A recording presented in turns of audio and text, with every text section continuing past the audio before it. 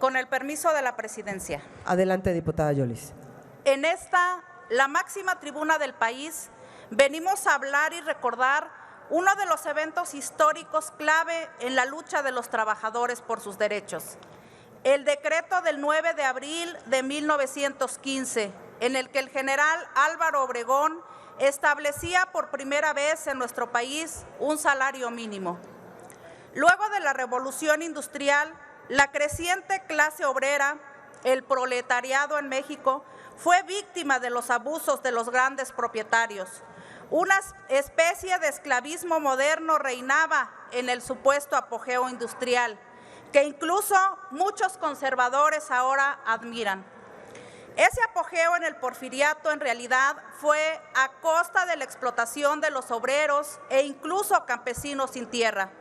Fueron pues la semilla de la revolución. Los hermanos Flores Magón dejaron muy clara la necesidad de dignificar al trabajador, al campesino, al obrero, cuando publicaron en el periódico Regeneración el manifiesto a la nación del Partido Liberal Mexicano. Una vez estallada la Revolución Mexicana, la sinergia entre obreros y campesinos fue clave en la lucha por el trabajador mexicano. Pero la verdadera lucha de los obreros y trabajadores mexicanos se fue mermando durante la hegemonía del PRI y se acentuó más con los llamados gobiernos neoliberales, o tal vez mejor dicho, neoporfiristas, pues replicaron la explotación de los trabajadores y justificaron los sueldos paupérrimos en políticas económicas a favor de unos cuantos. Y por otro lado, aumentaron la burocracia dorada. El mejor ejemplo acaba de salir del INE, 9 millones de pesos de liquidación para Lorenzo Córdoba, 10 millones de pesos para Edmundo Jacobo, mientras que en los gobiernos del PRI y del PAN el salario mínimo nunca fue proporcional a las necesidades de millones de familias mexicanas, mientras ellos se despachaban año con sueldos cada vez más elevados. Al pueblo le aumentaban el salario mínimo a menos de 10 pesos. ¡Qué cinismo!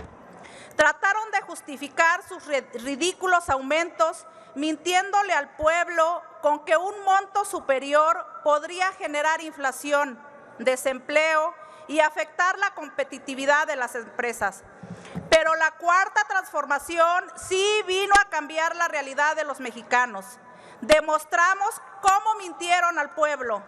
Pues hoy el salario mínimo es de 207 pesos, a diferencia de los 88 pesos que se habían fijado para el 2018. La reforma que se hizo en esta Cámara al artículo 90 de la Ley Federal del Trabajo en relación al salario mínimo garantiza que el incremento anual no sea inferior a la inflación, pero además, en términos reales, por primera vez estuvo frente a la inflación y además fue el segundo país con mayor aumento en términos reales.